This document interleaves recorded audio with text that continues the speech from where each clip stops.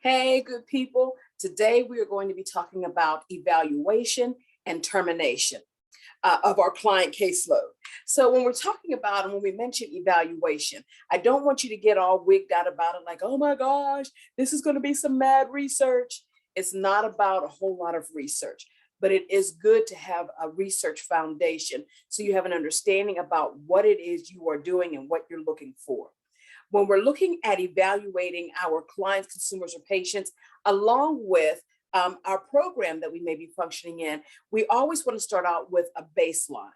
And our book tells us and gives us definitions about what a baseline is. And when we're talking about a baseline in regards to our clients, consumers, or patients, it's basically looking at what was the presenting problem, what were the presenting issues that brought them in to seek our services. So once we have identified that baseline and we have an idea about what the issue may be, with our client, consumer, or patient, we then begin to explore different venues or different avenues of how are we going to address this issue.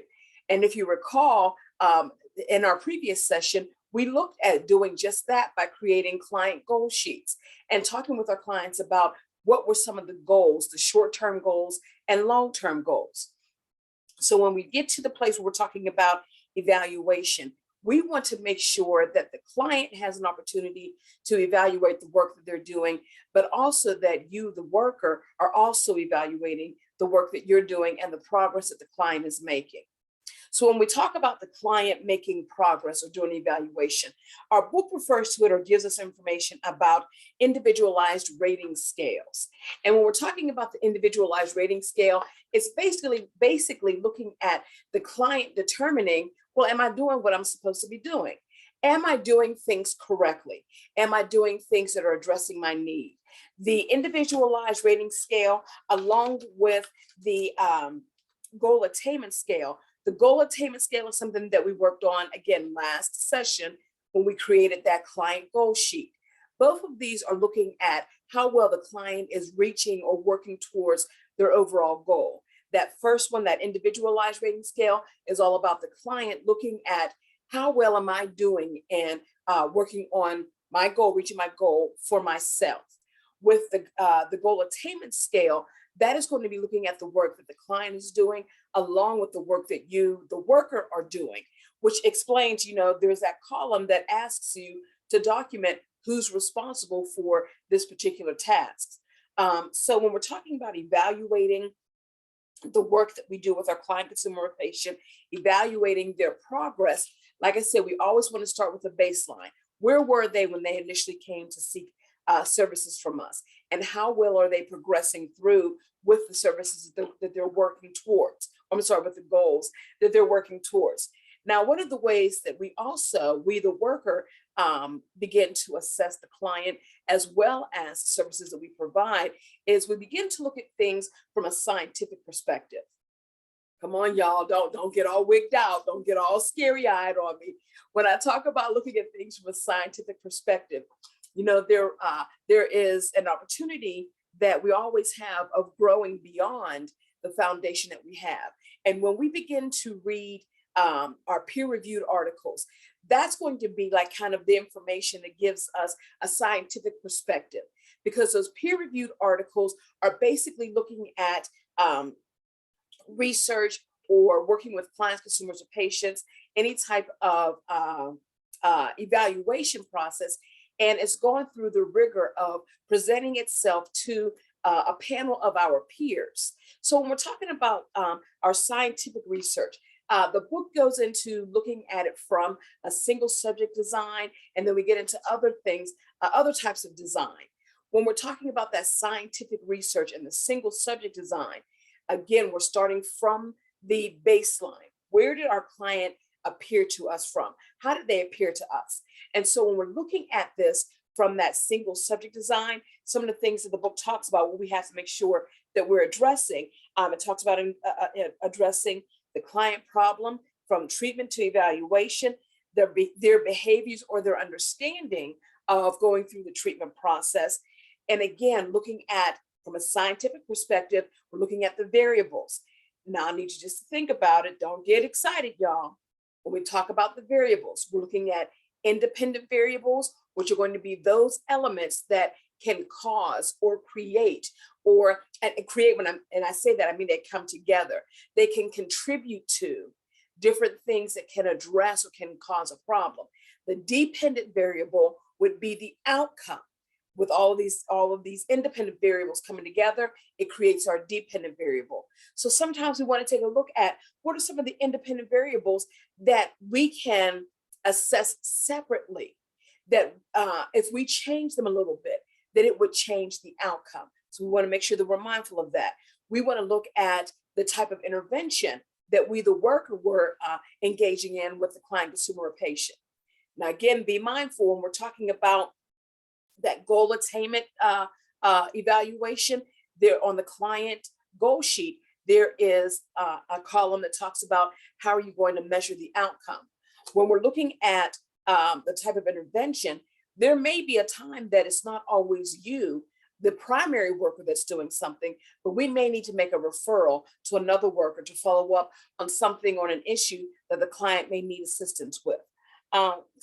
We also want to make sure that we look at the length of time. How long has the client been in services with us? How long have we been working with them? And is there a chance that there could be some type of a reoccurrence of the problem? Now, all of the stuff that I just talked to you about, we're going to look at this type of design. It's called the A-B design or A-B evaluation.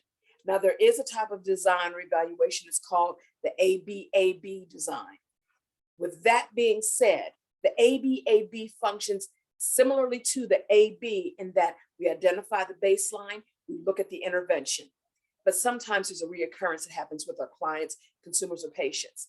Sometimes when we may address an issue, say, such as a mental health diagnosis, or we may address an issue with homelessness or need of employment, sometimes there may be a reoccurrence of that issue. Someone may be laid off. Someone may have lost the housing, unfortunately. So we got to go back and reassess, where is the baseline now?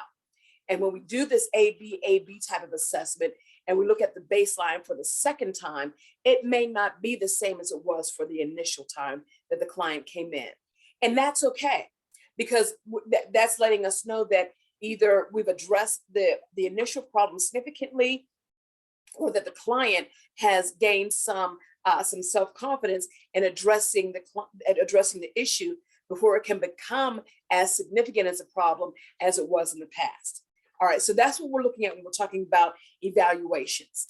Now let's talk about termination, because the evaluation usually happens towards the end of our time of working with our client, consumer, or patient. Termination happens at the beginning and at the end. Well, what do you mean by that, Ms. Madison? Termination happens at the beginning. I'm glad you asked. When I talk about termination at the beginning, I mean that when we first meet with our client, consumer, or patient, that's when we have to let them know what termination will look like, how it could play out, what our policies or procedures may be in terminating our working relationship. So when we're looking at termination in a helping profession, termination can happen from two perspectives, either from the worker's perspective or from the client's perspective. Now, when it happens from the worker's perspective, it could be because the client has reached their goal and there's no longer a need for this working relationship. It could be that the client just stopped showing up.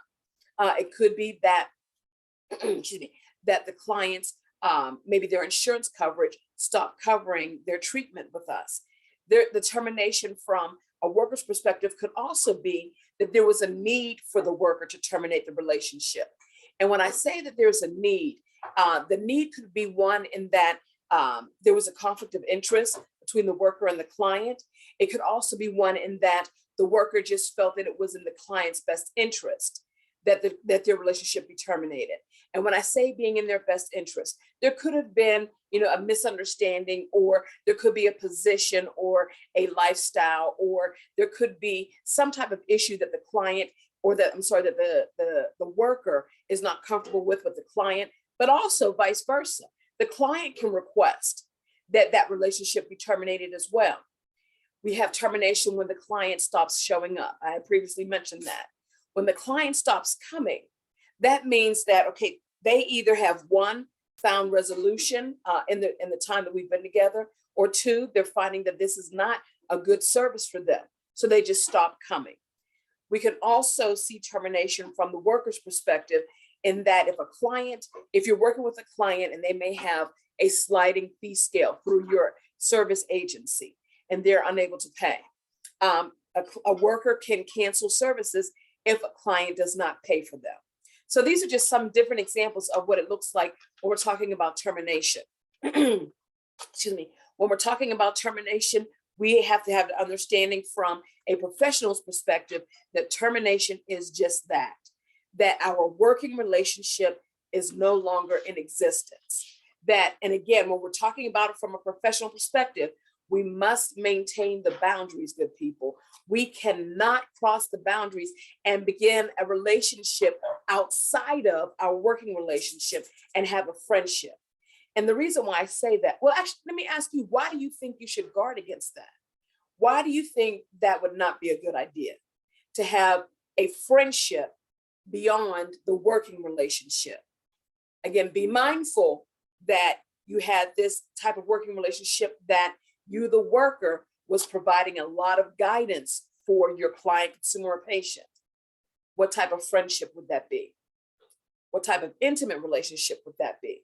So we got to be mindful that when we terminate, we terminate. When we're at this time of termination, we want to make sure that we are clear from the beginning all the way through the final treatment session, that when we terminate, there really is not a necessity, that the client would award you with a gift. Hear what I'm saying, good people. Some folks just love to give gifts because they feel like that makes that connection for them. Some folks may give a gift because that's their culture, that's their beliefs, to present someone with a gift who has helped them. Some folks may give you a gift because they're looking for something in return. I'm just saying, y'all. So we want to be mindful that when our client presents us with a gift, we want to be mindful of and ask ourselves, what is the purpose of this gift? Or what is the intent behind the gift? A lot of ways that we can avoid having the uncomfortable conversation of rejecting a gift is to put it all back on my agency's policies and practice. I'm sorry, Mrs. Brown, I appreciate your diligence in wanting to give me this beautiful raincoat. But unfortunately, because of our agency's policies and practices, I'm unable to accept your gift. But I appreciate the kind gesture. That's all you have to do to get over that. So again, good people, when we're talking about termination, we want to make sure that we begin our session with information about what termination will look like.